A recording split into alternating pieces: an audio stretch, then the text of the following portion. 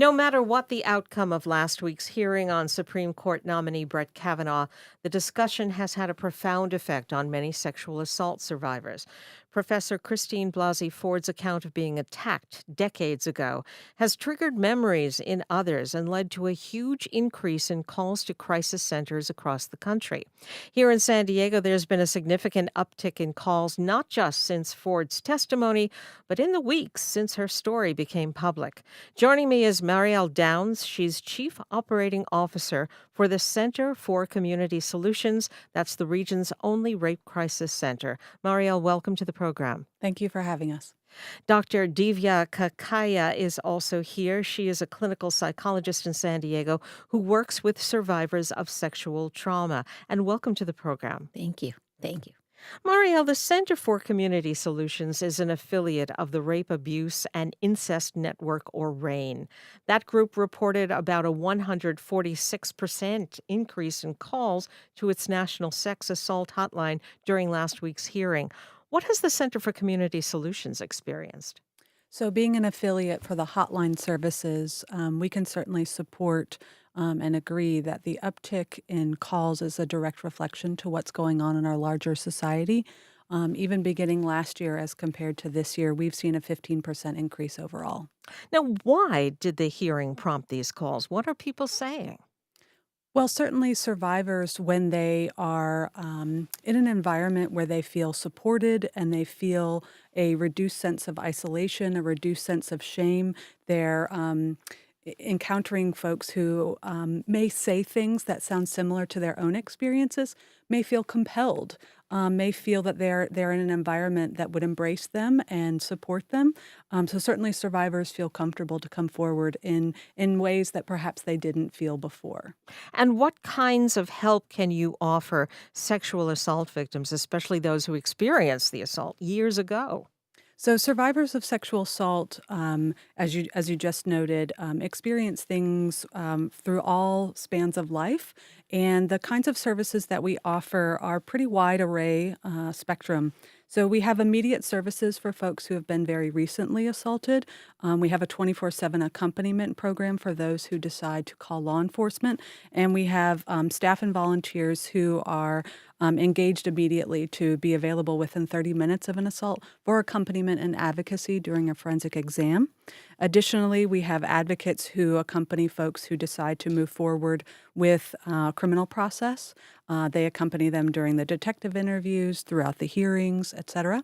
For folks who decide that that's not a route that they want to take or they're not sure, our advocates are there to be with them to give them the options that are available and help support them in whatever choices they choose to pursue. We also have counseling services. So folks who come forward have, again, have recent trauma as well as historical trauma, but something is pushing that traumatic experience to the surface, and they're wanting to talk about it, process it, learn new coping skills at a time when maybe they hadn't chosen that previously.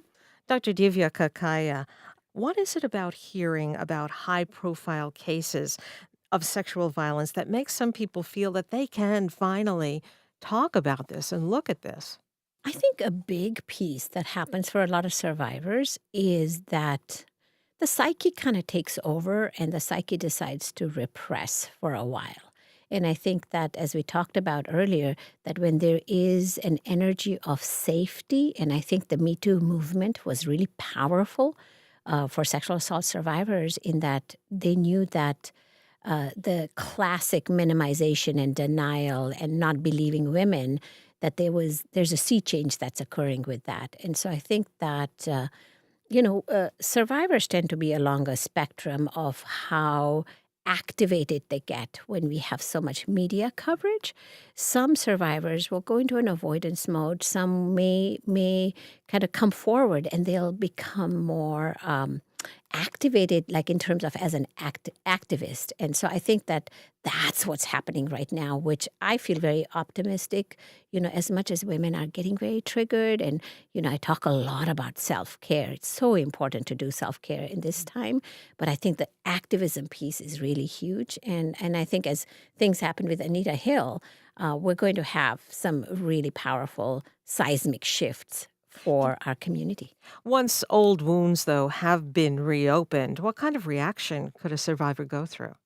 So what I find is that women are so the flashbacks kind of come back, the imagery comes back.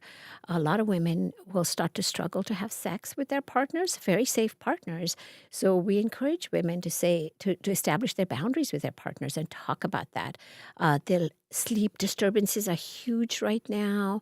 Women are very over aroused. Women and men are very over aroused, and then you'll find a lot of anxiety and a resurgence of depression. It's like, oh gosh, a sense of hopelessness. That's very much there, in as much as they may be attempting to like fight and come forward and create safety and all of that. This may be a revelation to family and loved ones. Perhaps they've never heard about this before. What have you seen in your practice about how people react to learning about sexual assault?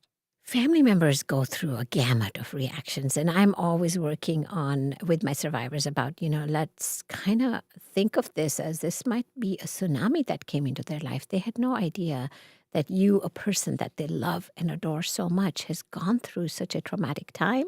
And so a lot of family members may kind of be in their own state of shock. They may be numb, they may disbelieve.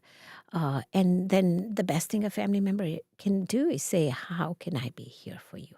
How can I be here for you? Tell me more, be a good listener. And most importantly, I always tell family members, don't make this about you. Don't make it about you.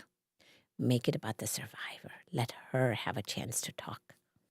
Marielle, for people who are listening right now, who are survivors or know someone in their lives who have experienced sexual trauma, do you have any advice? So I would start by saying believing the survivor is certainly the most important and empowering presence that you can offer a survivor. Additionally, I would say, sometimes loved ones are often the first line of support available to a survivor, but those loved ones don't necessarily know what to do. And we have a 24-hour hotline that's available for, loved ones, other professionals, family members, friends, as well as survivors. And what is the hotline number for the Center for Community Solutions? 888-385-4657.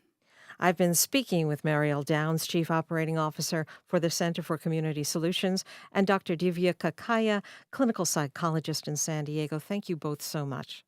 Thank you. Thank you very much. Thank you for having us.